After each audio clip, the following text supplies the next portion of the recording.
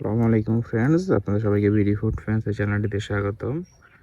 আজকে আমরা এখানে দেখতে পাচ্ছেন একটি লতিরাজ কচু গাছ নিয়েছি, সাথে আমাদের এখানে দিকে আরও গাছ রয়েছে। টোটাল এখানে 20-30টা চারা হবে। এখন আমরা এই চারাগুলো এভাবে মাটিতে কীভাবে লাগাতে হয় আপনাদেরকে দেখাবো।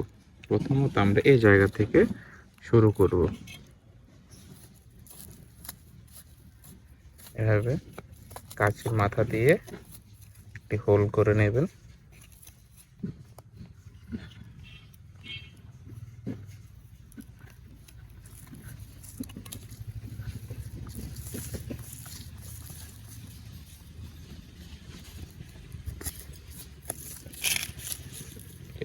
এভাবে এভাবে দিয়ে তারপর আপনি এখানে মাটি দিয়ে দিতে পারবেন। আর একটু গর্ত করা লাগবে এই জায়গায়।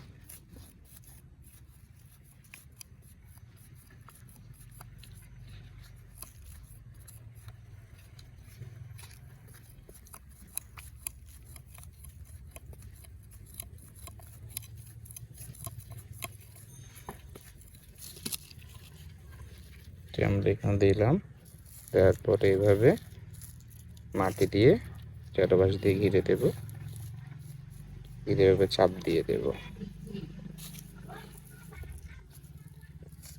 লাগানোটা কমপ্লিট।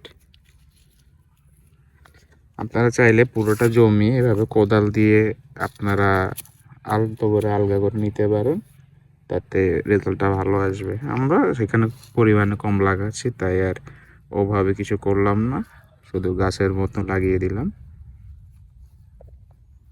এভাবে আমরা একটি চারা থেকে আরেকটি চারার দূরত্ব 18 ইঞ্চি আর সারি থেকে সারির দূরত্ব 22 ইঞ্চি পরিমাণ করে নিয়ে গাছগুলো লাগিয়ে দেব। আপনারা দেখতে পাচ্ছেন এভাবে আমরা সারি থেকে সারি খুবই সুন্দরভাবে আপনার লম্বাতে 18 ইঞ্চি পর পর এবং সাইডে 22 ইঞ্চি এভাবে আনুমানিক একটা হিসাব করে আমরা গাছগুলোকে লাগিয়ে দিয়েছি। আপনাদেরকে আমরা দেখাচ্ছি।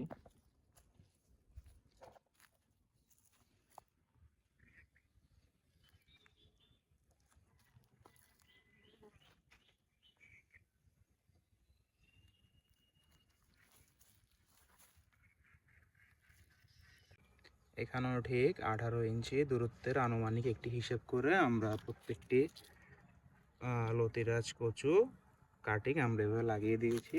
কচুর কাটিংগুলো আপনারা দেখতে পাচ্ছেন।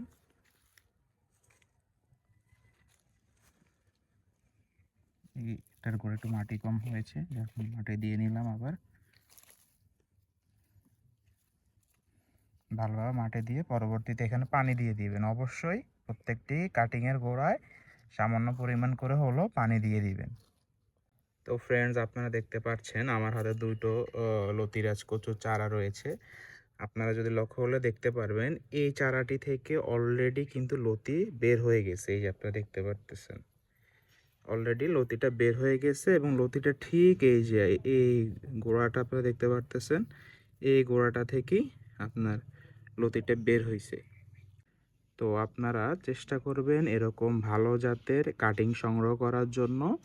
আপনার কাটিং যদি ভালো জাতের হয় তাহলেই অবশ্যই আপনার গাছ পরবর্তীতে অনেক ফলন দিবে। আর সাথে সাথে আরেকটু দেখতে পাচ্ছেন, তো এগুলো জাস্ট আপনাদেরকে বোঝানোর জন্য আমি আপনাদেরকে দেখাচ্ছি। এটার মধ্যেও লতি ছিল, কিন্তু আমি ধুয়েছি, পানি দিয়ে ধোয়ার কারণে একটু হাতে চাপ লেগে পড়ে গেছে। এখান দিয়ে এই যে আপনাদেরকে দেখাচ্ছি, এই যে এখানে একটা আপনারা একটু উঁচু দেখছেন, ঠিক এই জায়গাটা থেকে আপনার লতি বের হবে। তো ফ্রেন্ডস, আমরা এভাবে বাকি দুটো যে কচু গাছের কাটিং ছিল সেই দুটো কচু গাছের কাটিং আমরা অলরেডি মাটিতে লাগিয়ে দিচ্ছি। একটি লাগিয়ে দিচ্ছি, আরেকটি লাগিয়ে দেবো। দেখছেন কীভাবে লাগিয়ে দিই। এভাবে মাটি দিয়ে চারপাশ দিয়ে চাপা দিয়ে দিবেন ভালোভাবে।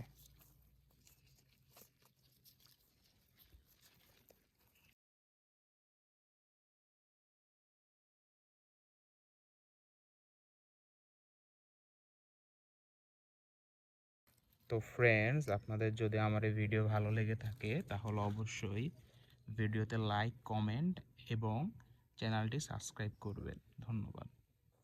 ঠিক কিছুদিন পর আপনারা দেখতে পারতেছেন গাছগুলো অলরেডি জীবিত হয়ে গেছে এবং পাতা বের হয়ে গেছে। এখানে দেখতে পারতেছেন আপনারা।